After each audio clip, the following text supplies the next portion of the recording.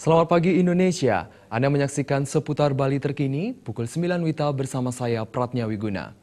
Pembangunan Stadion Bertaraf Internasional dan Stadion Akuatik akan menjadi objek wisata baru setelah Bali dikenal dengan keindahan alam dan adat budaya sebagai daya tarik wisata. Pembangunan kedua fasilitas olahraga tersebut dinilai akan semakin mendongkrak jumlah kunjungan wisatawan ke Bali.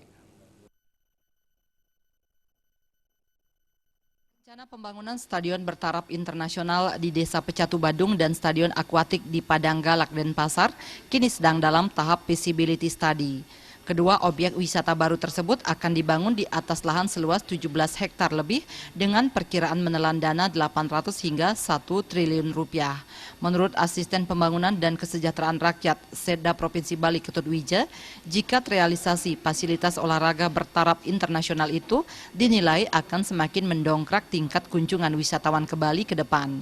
Selama tahun 2014, tingkat kunjungan wisatawan ke Bali mencapai 3,7 juta orang. Seperti diketahui bahwa wisatawan Australia masih tertinggi datang ke Bali itu sekitar 900.000, hampir 1 juta per tahun dari 3,7 juta wisatawan yang datang ke Bali. Nah, antara lain permintaan dari sana adalah bagaimana dia bisa main rugby di Bali dengan standar stadion yang baik. Kedua stadion bertaraf internasional tersebut merupakan bagian dari pengembangan sport tourism di Bali dan nantinya bisa menjadi objek wisata baru di Bali setelah selama ini Bali dikenal dengan keindahan alam, adat, dan budaya sebagai daya tarik wisatanya. Suparyana dan Ratna, Bali TV.